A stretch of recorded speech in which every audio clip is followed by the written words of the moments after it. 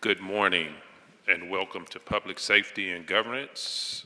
I am your chair, Scotty Johnson.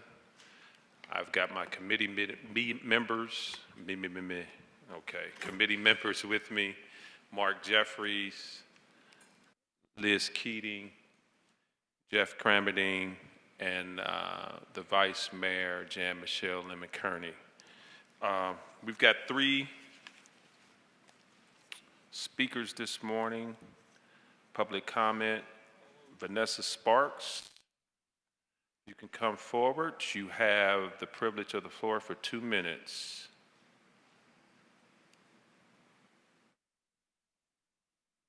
First thing I want to say is that a 2-minute time limit is an infraction of our First Amendment right to address the community and City Council. Okay. The first thing I want to say is that a 2-minute limit to address council and its committees is an infringement on our First Amendment right to speak. I stand on the shoulders of the people that came before me, Nanny Hinkston, Carrie Johnson, and several other Black women who made a difference in the city, but yet did not receive their proper recognition nor credit for the things that they contributed, similar to my situation, being director of the Mohawk Area Development Corporation in Over the Rhine. It's my understanding that there is an effort to create a new development corporation for that area, which is totally unacceptable considering that me and my family gave over 30 years to the Over the Rhine community, and we demand to be recognized and be a part of the process, and we also demand justice and equality. Some of the things that we've asked of council is to be accountable and stop threatening Black and brown property owners and economically challenged people in the city of Cincinnati with criminal charges, which is what is happening in the housing court / housing docket. Whichever way you choose to look at it, people are being unlawfully prosecuted and held accountable for certain things, but when properties are received by high-end developers and other people who are not Black, brown, or economically challenged, they are not being held to the same standard. So a couple of the questions that we've asked are the number of foreclosures that have happened in the city of Cincinnati, the number of housing docket cases that there have been, the number of jailed property owners, number of property owners placed into diversion, number of property owners fined, the number of property owners who have had to pay money in order to maintain ownership of their property. Where does that money go? We want to know, and we want the city of Cincinnati to be held as accountable as we have been held as low-income and Black and brown property owners. Thank you. Mr. James Osborne. Mr. James Osborne.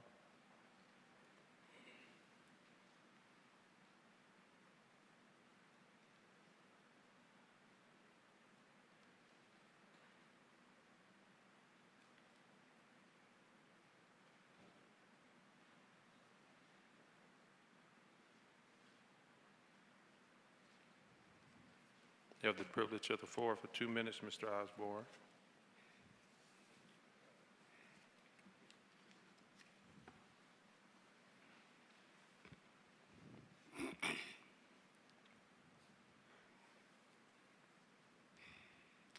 I have a problem in my speech. Okay.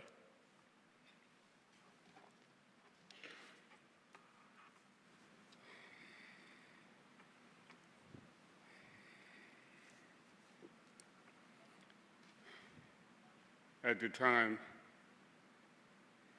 the reason why I'm here is because of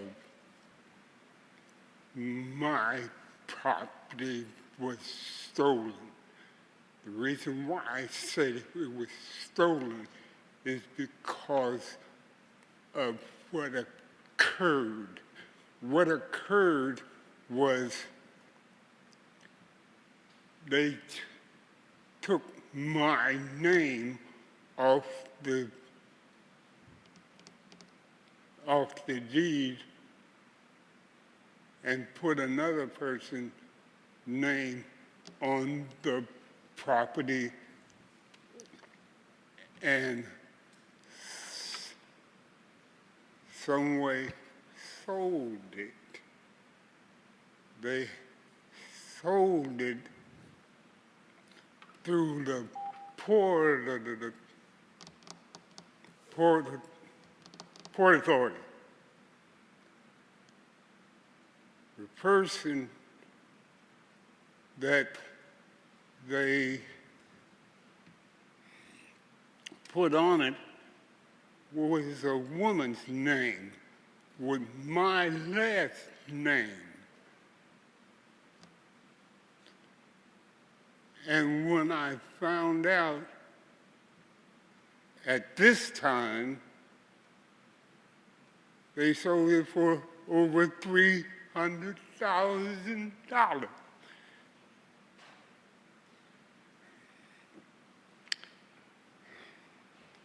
I know it because my sister assisted me through the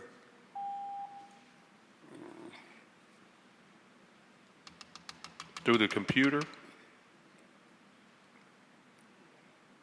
Investigate it, and that's how I found out now. It's been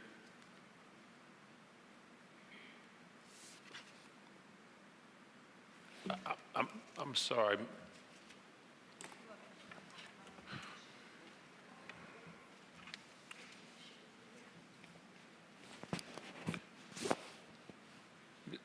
Mr. Osborne, could you give that to Lieutenant Como? Give that to Lieutenant Como. Thank you.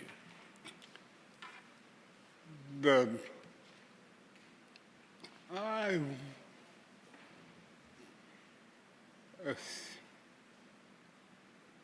assisted the Urban League during all this process.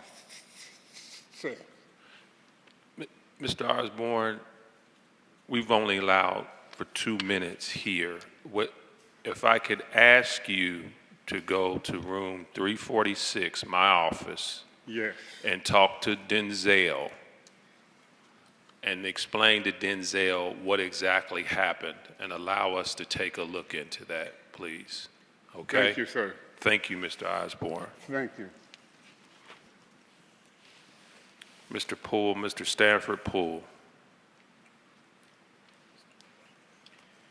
Mr. Osborne, the city of Cincinnati and the Port Authority just made $500,000 off him.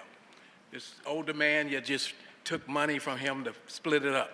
The Port Authority took his property and made $500,000 of it, and they gave him nothing. Ran him around, got $5,000 out of him, lied to him, he gave that to him, and they took the property anyhow. Y'all made $500,000 off him. This city allowed creating the housing court scheme, the contractor scheme that they got, 2 of them. The contractor scheme, you get money up front, $40,000, $200,000 from the contractor. The poor people, you get money at the back end of the deal.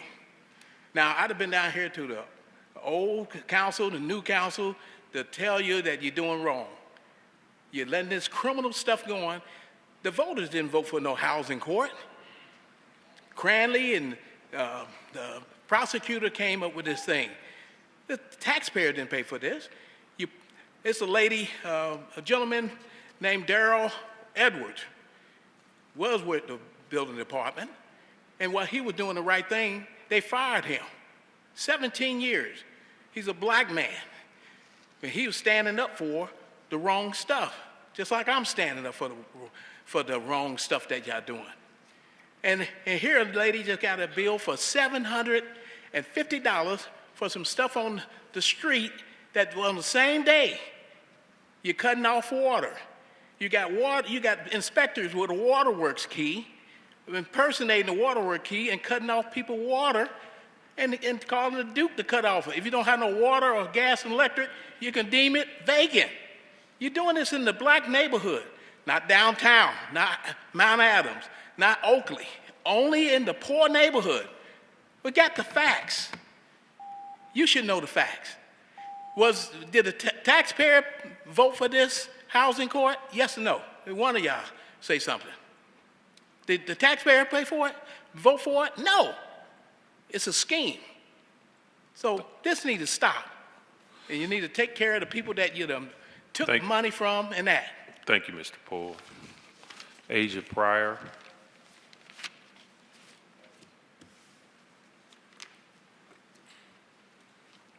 Good morning. Good morning. I don't want to speak on what's been happening because everybody Could you knows speak into the mic? There you go. Thank I you. don't want to speak on what's been happening. Everybody knows what's been happening. It's time to get to a solution. So as far as the housing court, because it's not a docket, it's a court. Anytime they prosecute and put someone in jail, that is a court. The violations from the building and inspections department and the inspectors and how they pursue the people or attack the people, something has to be put in place before it gets to court. It's funds here, the neighborhood enhancement fund, some type of funds. It shouldn't be nothing that increases the city budget. Find some money somewhere, put a committee in place, walk these people through the process so they don't lose their property or get into court and go to jail. It should be some type of committee set up to help with the applications, not necessarily the funding, but to explain the process so that they can act accordingly and not get into the housing court or lose their property. And what the Port Authority is doing is criminal. It's like the mafia. I'm very familiar with Mr. Osborne. I tried to help him a few years ago with his situation to no avail. His communication skills it's very hard for people to understand, but he knows exactly what's going on. He's very aware. It's just getting it out and saying it. So something has to be done. It's not fair to the citizens, as everybody else is saying.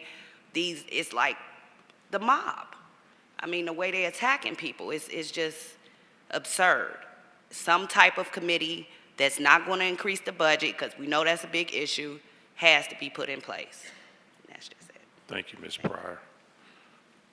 Our last speaker, Stefan Pryor.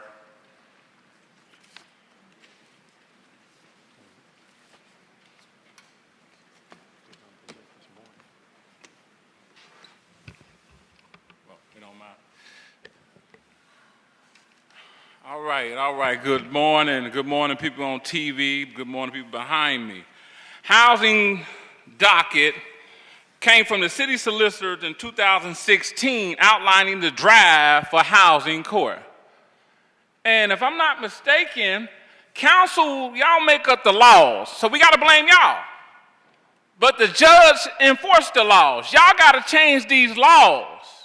Y'all been having these laws going on for old decades, and people been suffering, especially black and brown folks been suffering. As I look on this computer screen, we got somebody coming in to talk about the housing docket. It's criminal. That's wrong. It should be a civil matter. We keep going through this over and over again. We keep voting for y'all, helping y'all get elected, but y'all not changing the laws. Y'all job to change the laws to help the people. Port Authority, they supposed to have been on the river. Now they on land. They supposed to actually secure the rivers, the riverways, the waterways. But they on land now. And y'all allowing that stuff. It's wrong. It's crooked. It's real crooked. Y'all know it is. And it's sad. And so we blame y'all, city, y'all lawmakers. Y'all make the laws up for the city of Cincinnati. Black people. Are y'all black? Help the people. Y'all, this serious. Y'all people, Mr. Osborne lost his home on Liberty. Just took it from him. It's wrong. Y'all got to do better. Y'all know better. Y'all should do better. Mark, Cramadine, y'all, come on, y'all got to help people. That's what y'all in these seats for, to help people. Quit helping the rich getting rich. It's God over money. That's what it's about, God over money. Come on, y'all. How can y'all gain the whole world and then lose your soul? Huh? We got to really wake up, y'all. I approve that message on TV. I love y'all still. Can't do nothing about it. Thank you very much. This morning, we are going to have a presentation because we have been listening about how the housing docket is presented and the steps that are taken before it gets to a criminal matter. Without any objection, we're going to move to hold the second presentation of the sports gaming. That will be held for a public presentation on 10/18 right here in this committee. So if there's no objection, we'll move to have that held till the 18th of October, and that goes along with holding item number 1 also. Hearing no objection, we'll do that. Got one more public speaker, Mark Powell.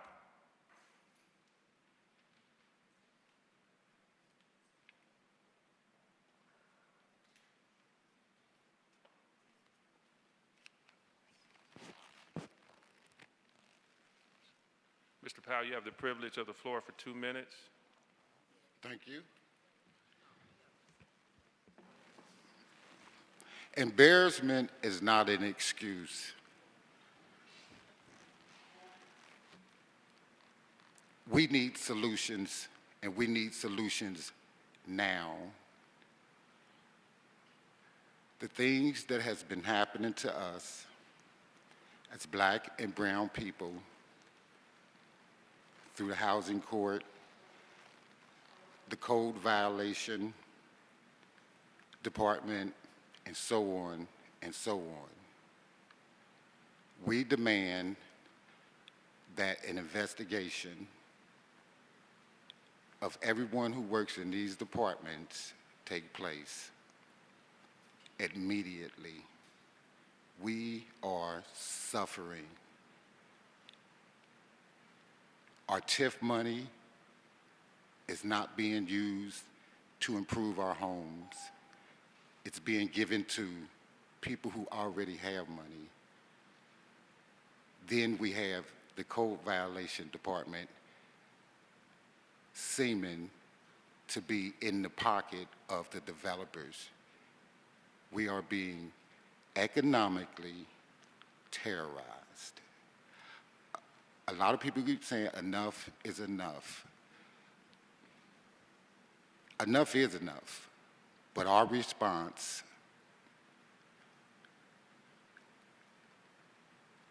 must become, we must demand that these things change. No more talking. No more talking, because we are all suffering. We are suffering.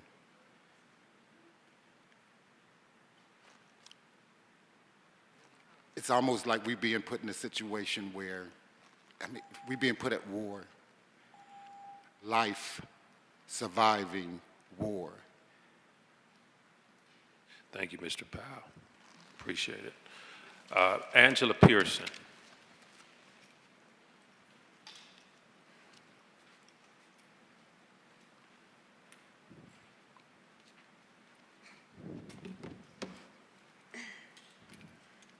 Good morning.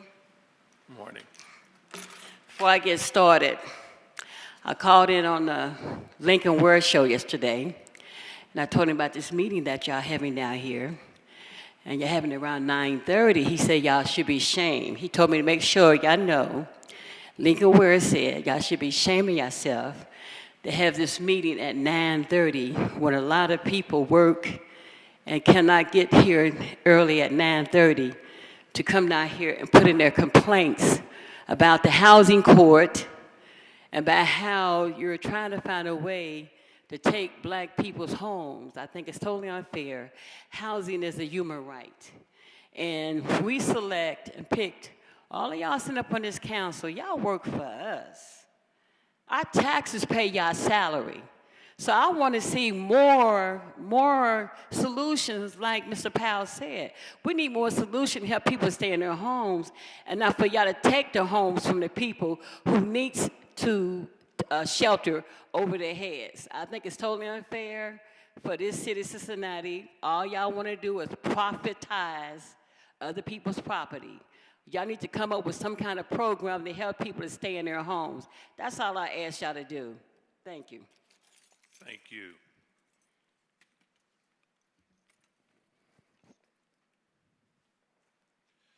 Let's move to the, we've got a presentation. Mr. Cramadine. Mr. Chair, I'd like to make a motion. I move that the committee enter into executive session per Ohio Revised Code 121-22G4 for the purpose of reviewing negotiations regarding the collective bargaining and negotiations with the code union. Is there a second? Second. Mr. Chair.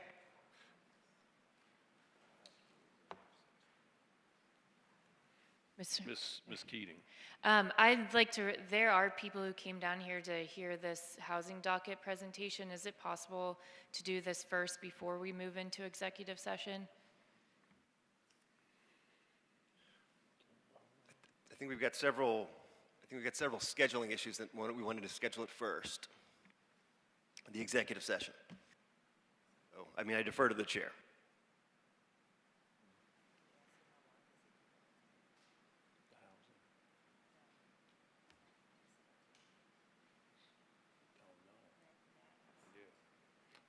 Vice Mayor.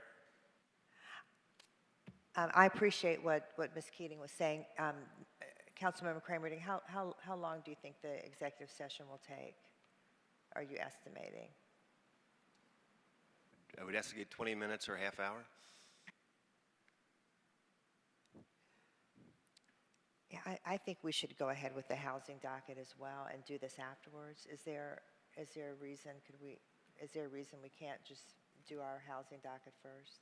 Not housing docket. You guys have me saying housing docket, but do the presentation on the criminal housing docket. Just because No, it was not my schedule. It was just other schedules. The reason we had it scheduled first. So, if there's no objection. Okay, because maybe we could talk to the human resources office and see if there's a way they could just wait until we finish this meeting. Mr. Chair. Is that possible? They're nodding their heads over here that, I'm sorry, that we what? can do this presentation first. Okay. I'm sorry, what did you say, Ms. Keating? They're nodding their heads over here that we can do the presentation first and then executive session. Okay. And we'll do it afterwards just because they're waiting. Okay. Thanks. We'll hold the executive session then, and we'll have the overview of the criminal housing docket presentation. This conversation about what's going on with the housing docket, it's been loud and it's been clear. I am not bumping for anybody that sat in these chairs prior to us sitting in these chairs. I don't know if there has been an overview of the criminal housing docket in the last couple of years. But that is why this particular chair and this particular committee has heard you loud and clear. And that is why this morning there is going to be a presentation to prayerfully answer some of your questions and concerns about what is happening with the housing docket. So having said that, would you please introduce yourself? And you have the privilege of the floor. Thank you very much. To the chair and to the committee members, thank you for the opportunity to speak with you today. My name is Erica Fauborg. I am Deputy City Solicitor, and since July 2017, I have been Chief Counsel of the Law Department's Quality of Life Division, which in 2017 assumed responsibility for the criminal housing docket. Today, I hope to give you a general overview of its operations, how the administration refers cases to the law department, and some examples of active pending cases. This is a county docket. It is held once a week, Tuesdays at 9:30 a.m. It was established in 2003. It was established with the support of City Council, but this is a county-created docket. It has jurisdiction and various local other governments, including Coleraine Township, Anderson Township, Delhi, Springdale, excuse me, and Norwood, all do actively bring cases to this docket. The matters involve both vacant real property and property with structures on them, and the variety of cases include building, housing, health department, referrals to the city law department, as well as... Erica, could you speak up a little bit into the, I know you're, yeah. are you good? Okay. Is it better if I'm closer? Yes, ma'am. Okay. Thank you very much. So for our vacant properties, what you will most commonly see will be dumping and zoning violations. As I noted in 2017, this matter was assumed by the Quality of Life Division. Prior to that, it had been in the city prosecutor's office. The Quality of Life Division began in 2014, and this was a natural evolution of this docket. Most of the cases right now in 2021 and 22 are filed by the Hamilton County Sheriff's Deputy for illegal open dumping on vacant lots. Those cases happen externally to the city administration process. They happen with the collaboration between the county sheriff and Keep Cincinnati Beautiful. That is those deer cams that we all hear about, so they are able to identify individuals engaging in illegal dumping, usually by license plate numbers. We prosecute those cases because they occur in the city, but the process that I'll be speaking about today does not impact the dumping matters. Most cases outside of those are referred by the building department. However, we do have referrals come from the health department, the fire department, and other departments as well are able to make referrals for prosecution. As I noted, typically we are seeing a lot of illegal dumping cases, but we also do have housing and property condition matters. Those are generally going to be involving vacant blighted structures or tenant-occupied families. As many of you know, in 2017, this council and the law department implemented a policy against prosecution, criminal prosecution of owner-occupants.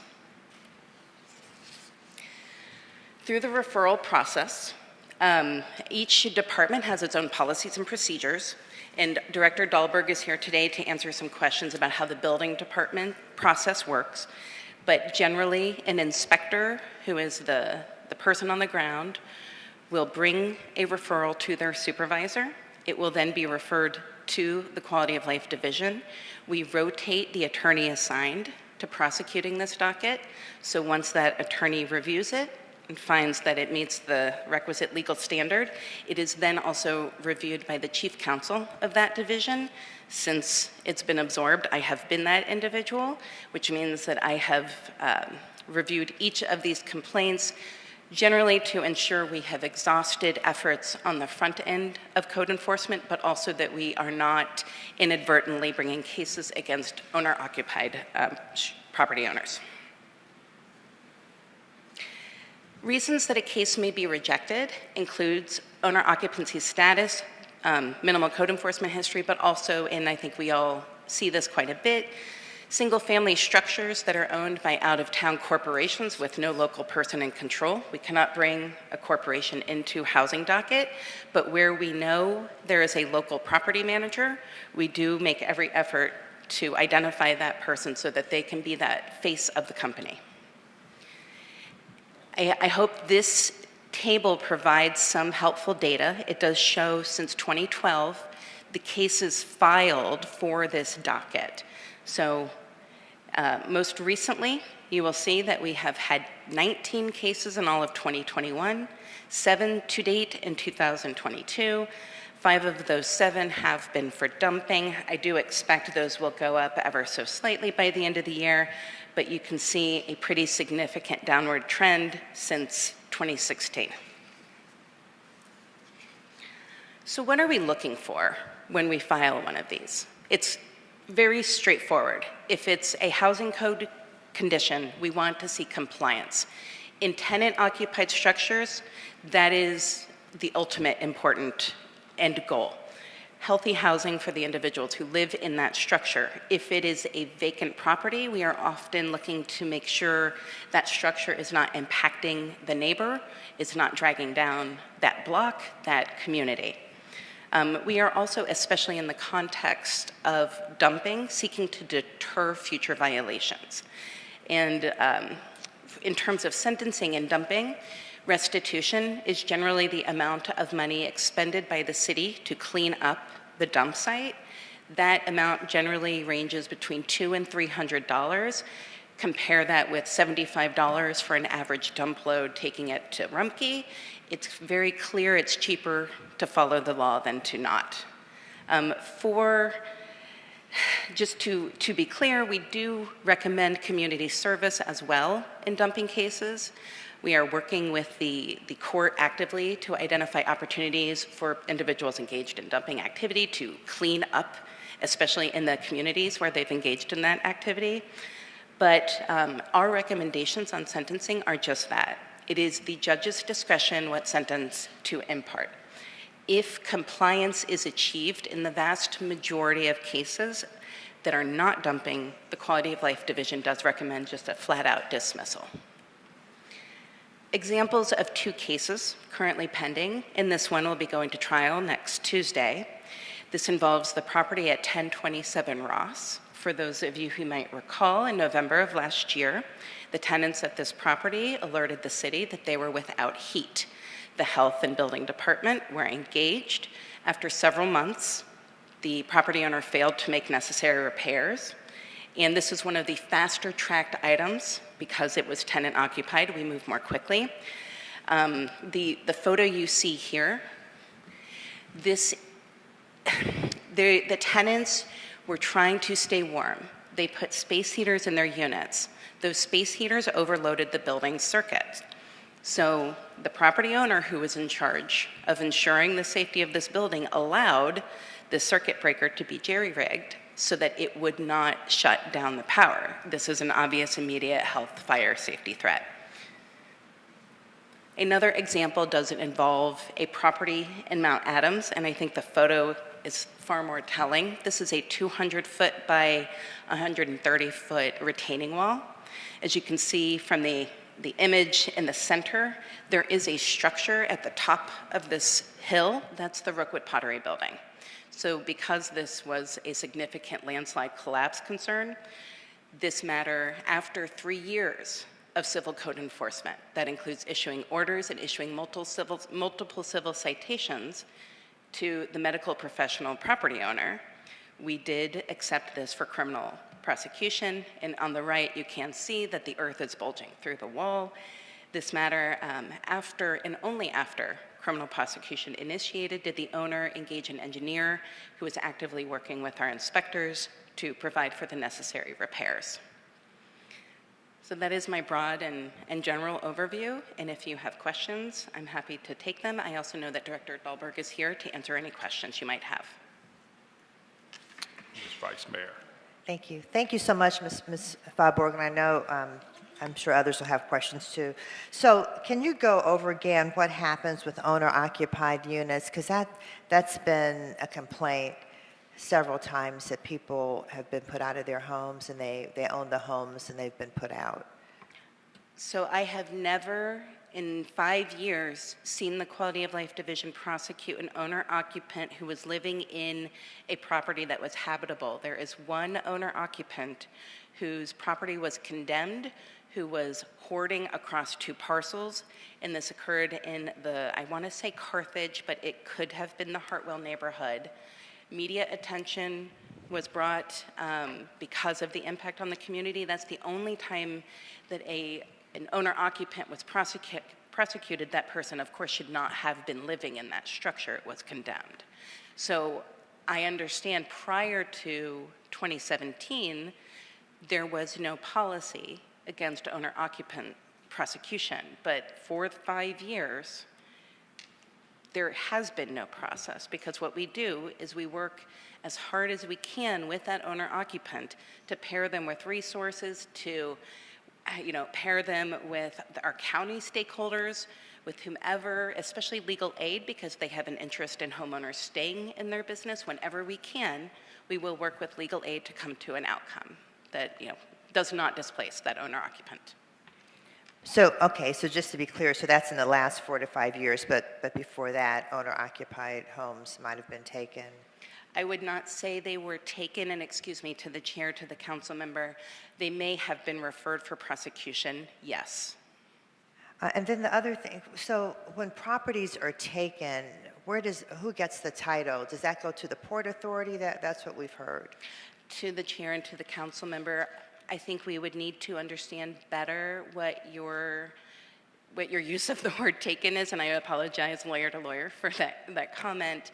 Okay, no, that's, you know what, let me say this. Okay, Yes. so I just want to speak for people who've called us. So one complaint was that they appeared in the court, and because they either didn't, they weren't able to comply with the violation, that they were given the choice of either you turn over the deed to your property or you go to jail. And so several people have said they just turned over their deed, so they gave up title to their property to avoid jail time. And I'm not sure if that happens. That's what we've been hearing, though. And so does that happen? And then two, who gets title? To the chair and to the council member, I would need details, and we would need to research any particular address that this might have happened at, because I am unfamiliar with this phenomenon.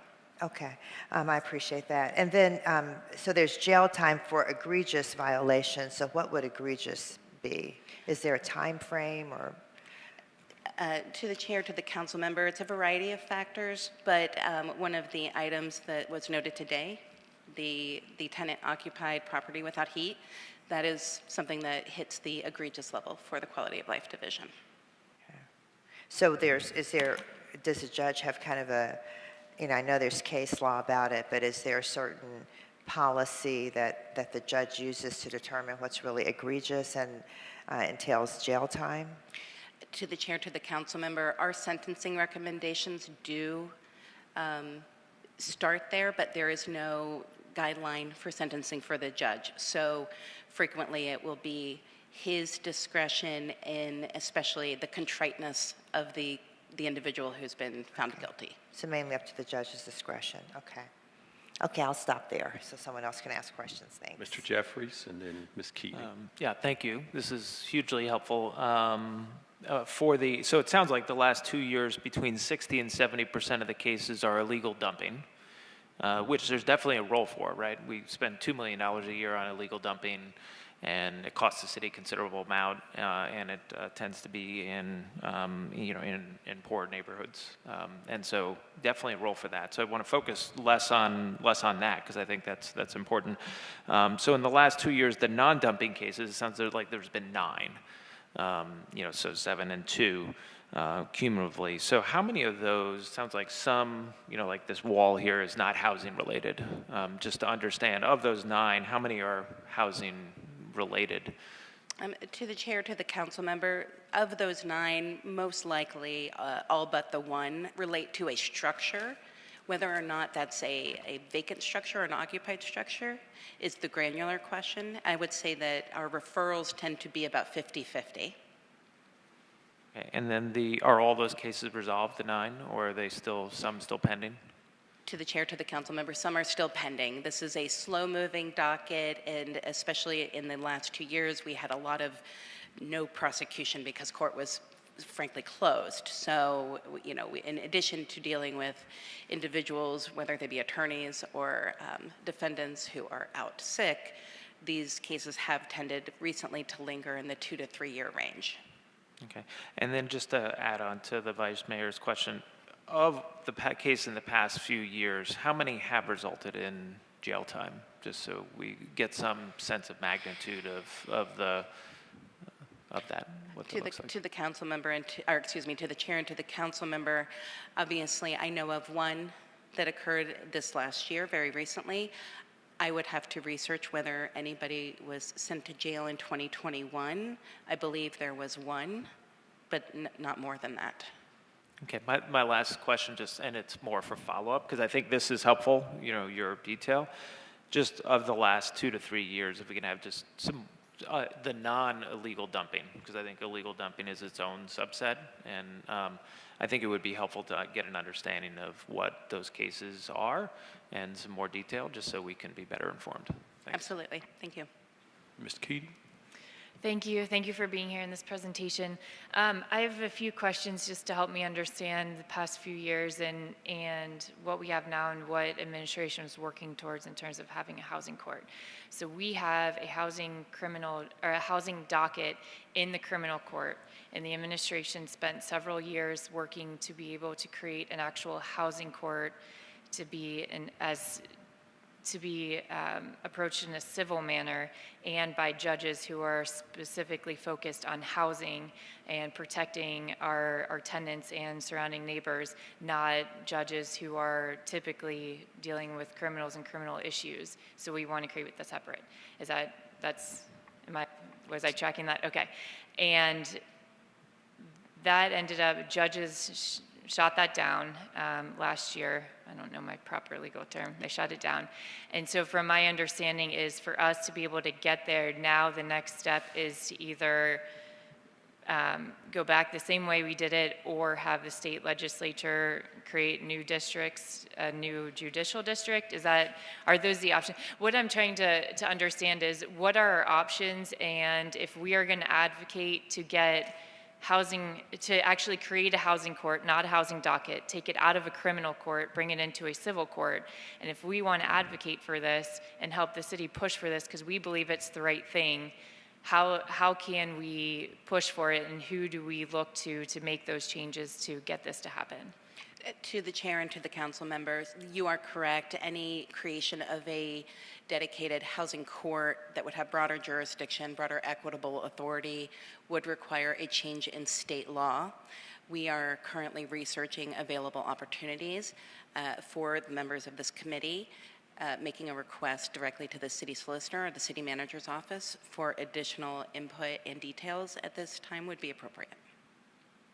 Thank you. That's helpful. So when those details, I assume those will be shared with us so we can figure this out. Because I assume the administration stance is still that is the right thing, and that's the approach that we want to go to get an actual housing court, which we don't have a housing court now. We have a housing docket in criminal court.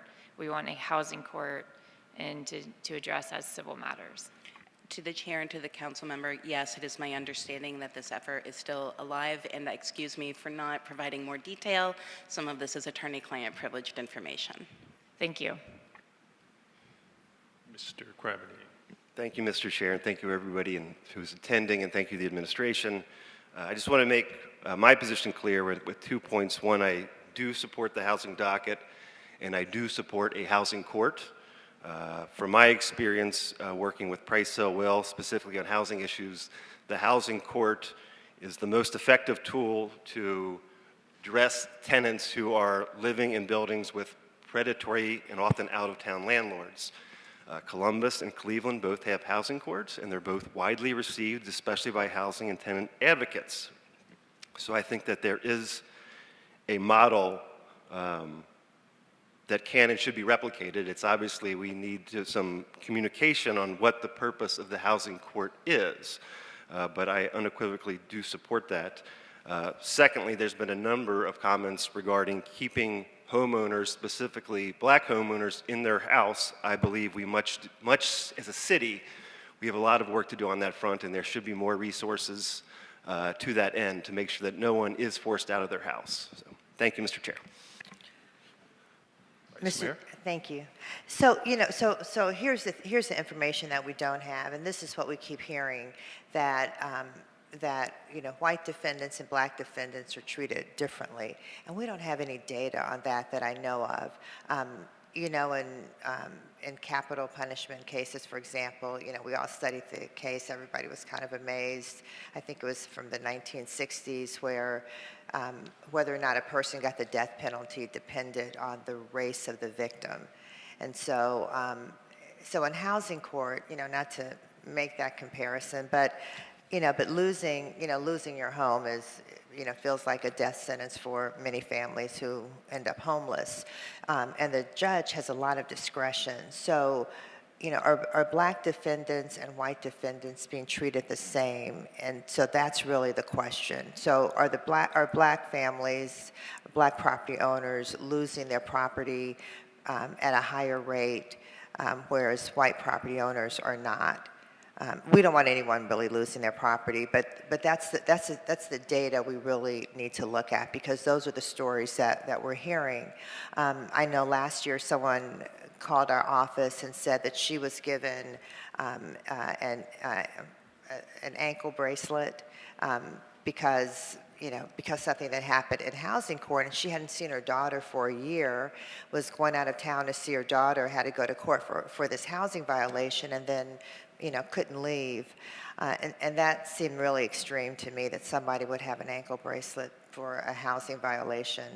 But so those are the, can we get that kind of data? Can we find out, are people being treated disparately? That's the first thing, because that's what we're hearing, and that's what I think a lot of people here are saying. And we just don't have the data. We really need that data.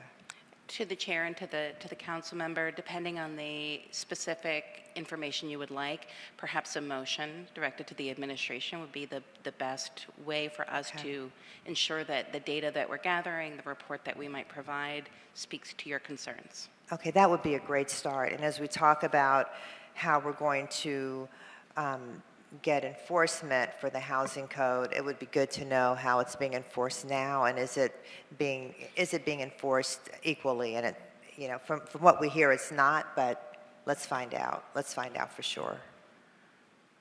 Okay. Thank you, Mr. Chair, and thank you, Vice Mayor. I agree that data is so important, and another data point that might be part of the same motion is to what extent we're talking about homeowners versus property owners. To me, that's a very big difference. If it's a home where you are living and residing, that's very different than when you are owning a separate property with the intent of making money and have tenants, other people living there. So that is a very big distinction from my perspective. Whether it's owner-occupied, yeah. So let's clarify something here. Is it possible within by the 18th, is it possible by the 18th, the next committee meeting, to have something that would show over the last 5 years, as the Vice Mayor pointed out, the disparities in possible people losing their homes as a result of the housing docket? Is 5 years good for this committee over the last 5 years? That's good, yeah. Yeah, let's do 5. Over the last 5 years, the difference between black and white residents that may have lost their homes as a result of the housing docket. And then just for clarification reasons, to change this, I think Ms. Keating alluded to this, it would require a change in state law. To the chair to create what has been commonly referred to as a housing court, that is what exists in Cleveland and Franklin County and Cuyahoga County, yes, that is a state law change. To your more specific question, depending on the level of detail, we will have to manually research each case. So for 100 cases, it will be rather simple to identify age, race, gender, those demographic data points, sentencing outcomes, to understand what might have happened with a property after prosecution could take significantly more time.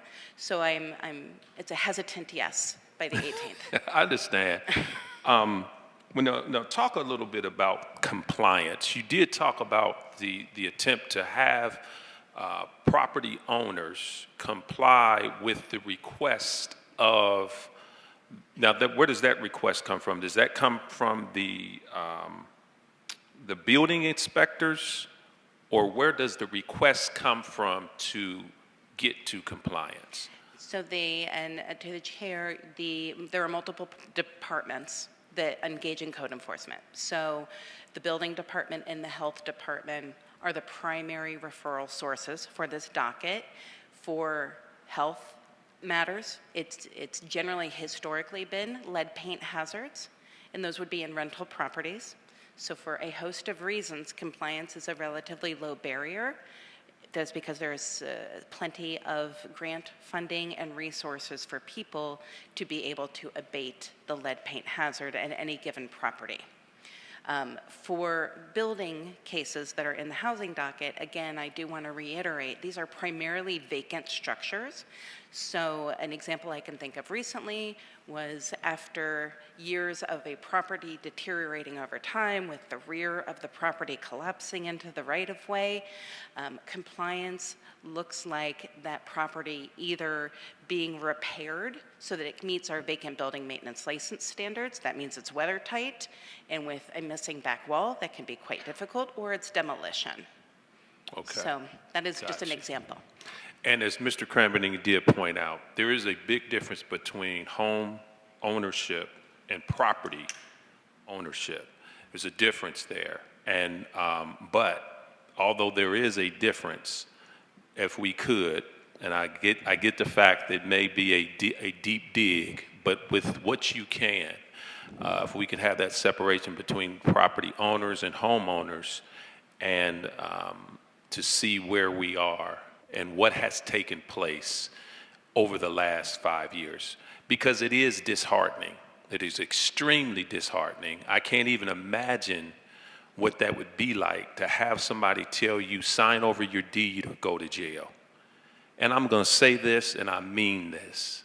If we've got city employees participating in making those statements, participating in that type of behavior, they need to go to jail.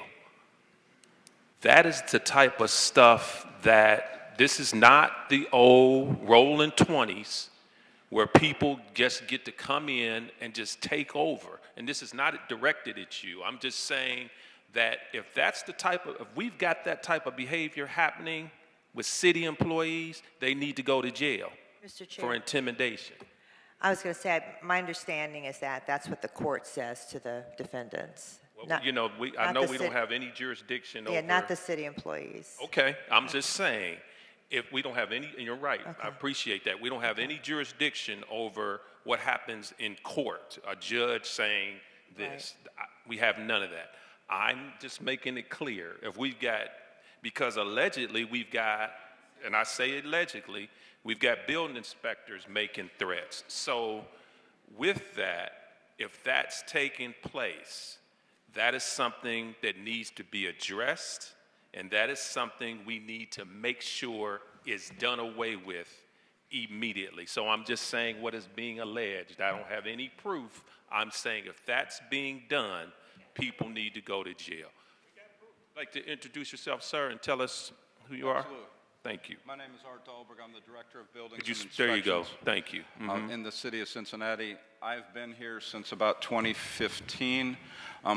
Maybe if I can explain some of the changes that have taken place at the process prior to it going to quality of life, it may put this in better context.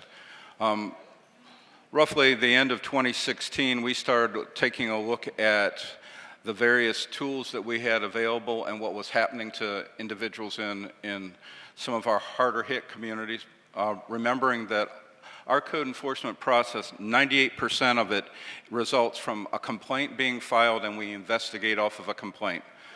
Minus defined programs like vacant buildings and fire escapes, we are complaint driven. So we had some opportunities to have some dialogues in Mount Auburn and some other neighborhoods. We took a look at what was taking place. In coordination with the law department, we created a process so that prior to something going beyond a normal reinspection process, that it had to cross the desk of myself and had to cross the desk of quality of life. So there are multiple layers of quality control that are being taken place. An order is never issued without the sign-off of the supervisor who evaluates the conditions. I feel, and you can look at the data and you can see the reduction in the number of cases that went to the criminal process. dropped significantly from that 2016, 2017 timeframe on down because we started trying to put people in diversionary patterns, whether it be having them working with people working cooperatively. When we had funding in the Harbor Program, we would use the Harbor Program to help people that are owner-occupied, and all of that was a goal to keep people in homes, because one of the things we recognize is the worst thing that can happen to a community is we start getting more vacant buildings in a community. We don't want code enforcement to drive somebody out of their home. We also don't want code enforcement to be a challenge between, do you put a new roof on your house, or are you paying your grocery bill, or are you affording the medications that a family member may need? So there are a number of programs that have been put in place. Are there enough programs? Are there enough money? There never will be. So we have to be discretionary in how we utilize that, but our goal is to keep people in their homes. We use the criminal piece for very, very serious cases, such as what Attorney Fauberg was mentioning, buildings that part of the building is falling down into the public right-of-way. Those are the typical types of cases, or property owners who aren't living in the property but are conducting themselves in a way that they are putting tenants or the people surrounding that building in harm's way. So that I think it's important for you to understand what we do that drives the workload towards the quality of life team. No, thank you very much. I greatly appreciate that. I greatly appreciate that. But it is good to hear that the first goal is to make sure people remain in their homes. That is the first goal.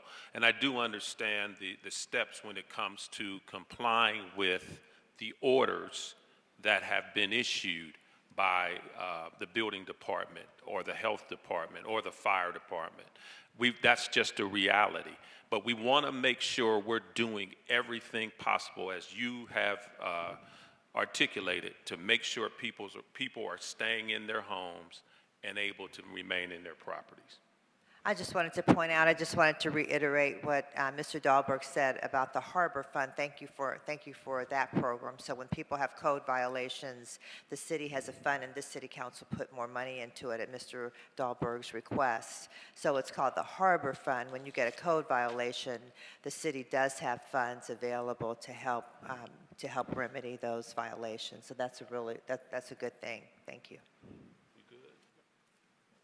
But if all possible, like I said, by the 18th, whatever data we can get in reference to that would be greatly appreciated. Thank you very much for your time this morning, and greatly appreciate your comments. We got one more public speaker, Mr. Omar Childress.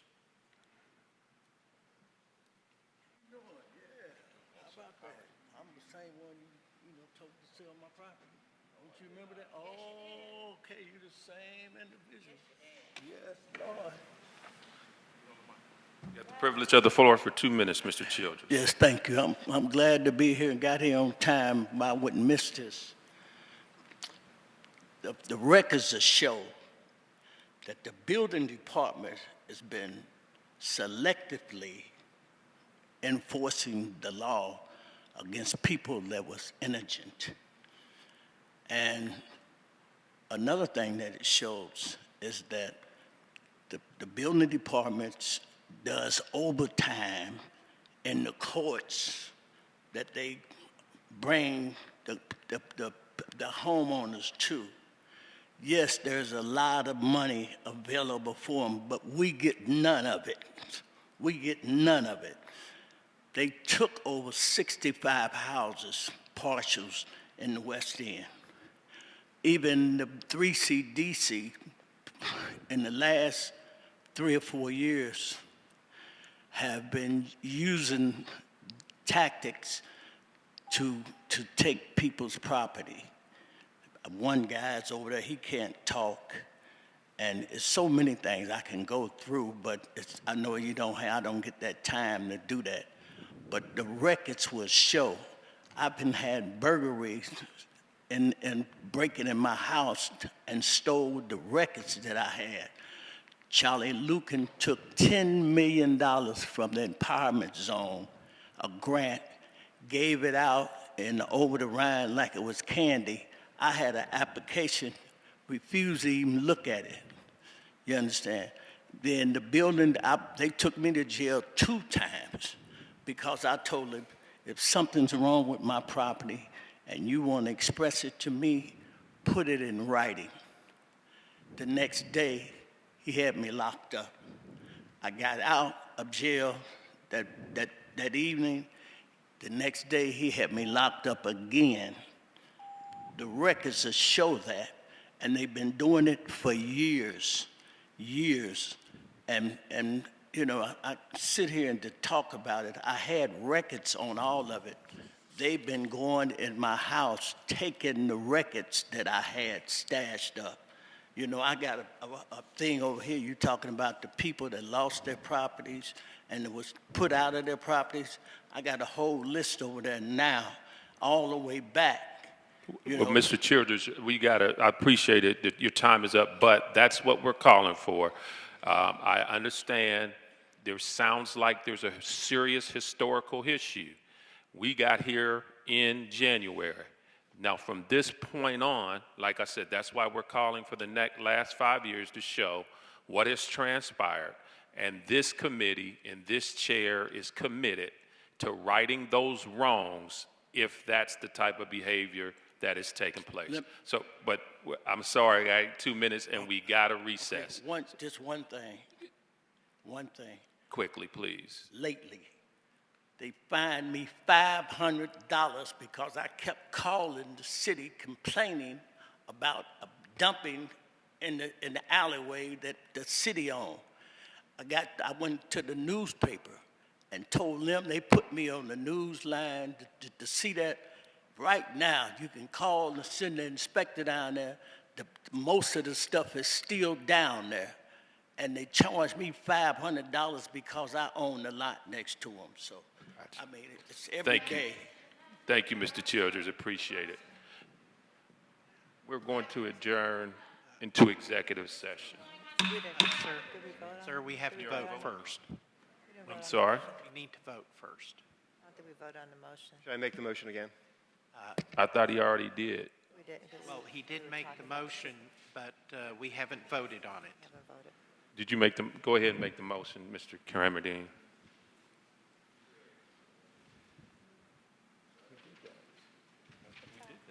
For the record, I move that the committee enter into executive session pursuant to Ohio Revised Code 121.22G4 for the purpose of reviewing the code contract and negotiations. Is there a second? Second. Mr. Chair. Ms. Keating. I'm going to support this. I just want to make a comment that, you know, the voters gave us this right to do this. I think this is a very important tool for us to use. However, I do think it is way more valuable when we have all 9 council members together to do this. And I do hope that my colleagues in the future will stop putting politics above all else, and we should be doing this in budget or in full council meeting and have all 9 members to do this. It's way more valuable to be doing it that way than in committee. Thank you. We're in recess. We didn't vote. Justice, no peace. You have to actually do it. Yes, you We got to have vote? to do the roll call vote, sir. Roll call vote. Okay. Cramerdine? Yes. Jeffries? Yes. Kearney? Yes. Keating? Yes. Johnson? Yes.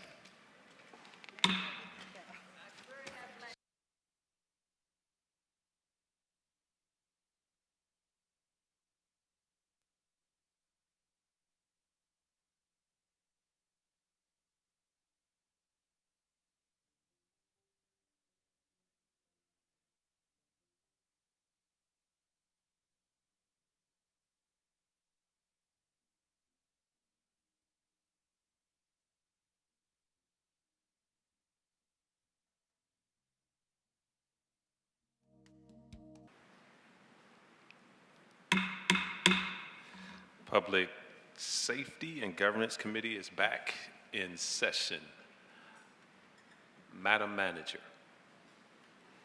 To the chair, to the council. Per your requests, I am providing a recommendation. We accept the fact-finding report because advocating for the labor peace so we can focus on important works for the citizens is the best thing for our city right now. However, I'm not happy with the precedent set by previous administrations. I want to be clear. This is the end of that pattern of bargaining moving forward. It is unfair to the unions in the city to require raises for one union to mean raises for all of our unions. Doing so would eventually become financially unsustainable. This cannot be how the city operates in the future to preserve its workforce. I disagree with flawed logic by the fact finder in reference to this pattern that I am working to end, and specifically reject the rationale given in this report. I also disagree with the fact finder's belief that there is no distinction between conciliation groups and non-conciliation groups, like ASHME and Code, which are our public safety employees. I want to make it clear that I support city employees and I'm grateful for the work and service they provide to the city. And I want to thank you all. I want to thank council for your support continuously and taking this hard decision head on. Thank you. Thank you. Thank you, Madam Manager. Greatly appreciate that. Ms. Keating. Mr. Chair. Ms. Keating. Thank you. I am going to vote yes on both of these items to move forward to full council tomorrow. However, I have not determined what my official stance is going to be tomorrow, but in order for everyone to be able to vote on these, I'm going to vote yes to pass them both. Madam Vice Mayor.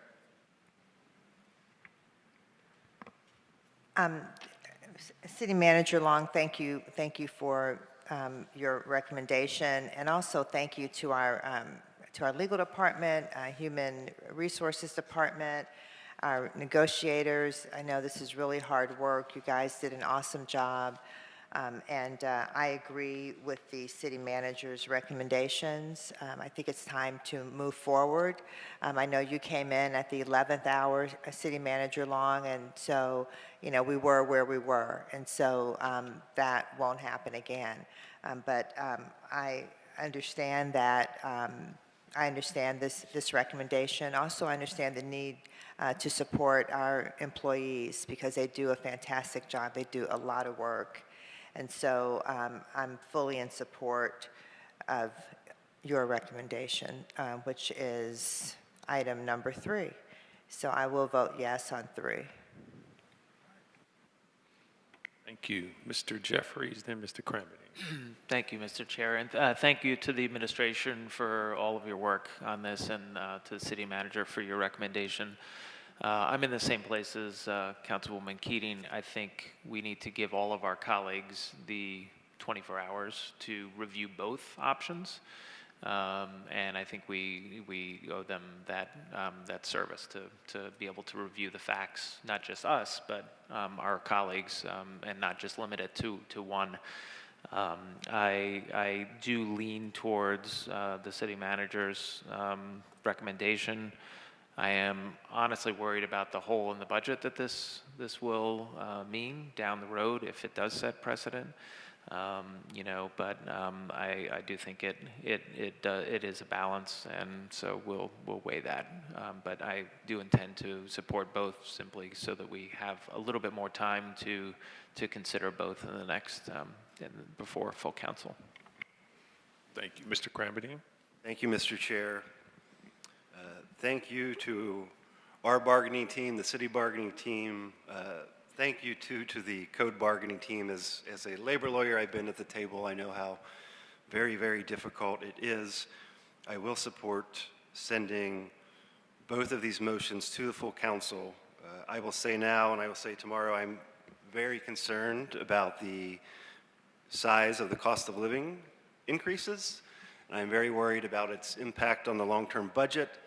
And I could definitely see many scenarios where this leads to layoffs 3, 4, 5 years down the road, which is a worst case scenario. So I'll leave it there. Thank you. This pretty much all been said. Madam Manager, Law, City HR, thank you very much for what you do every day. These are very, very tough times. These are very trying times all the way around, economically, psychologically, and physically. Let's just be honest. We're in a difficult time in our nation, and we're in a difficult time, unfortunately, in the city. My colleagues bring up some excellent points when you talk about the hole that is possibly left in our budget.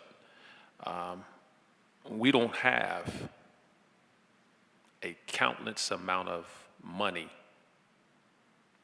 that there's just money overflowing to run this great city. It's just not there. It's not there. But we do value our city employees. If you have not heard thank you, thank you, thank you coming out of this committee since we assembled in January, you haven't been paying attention. I do. I thank the city employees, each and every one of them, for what they do every day to make the greatest city in the country, not the Midwest, to keep moving forward. So a lot of difficult work,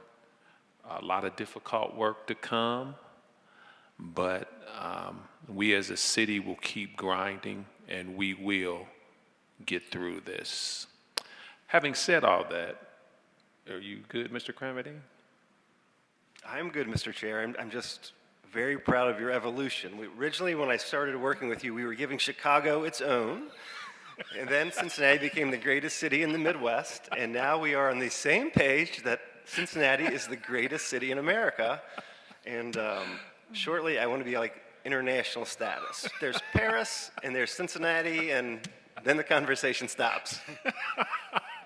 Thank you for keeping me on point. I had to be reminded that stop saying in the Midwest, it's the greatest in the country. We're going to get there, right, Ms. Keating? Mr. Chair, I appreciate you acknowledging all my corrections. We are the best in the country and on our way to world dominance.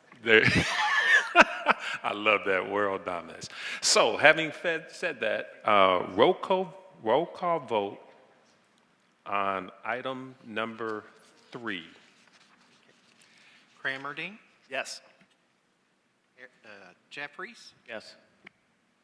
Ernie? Yes. Eating? Yes.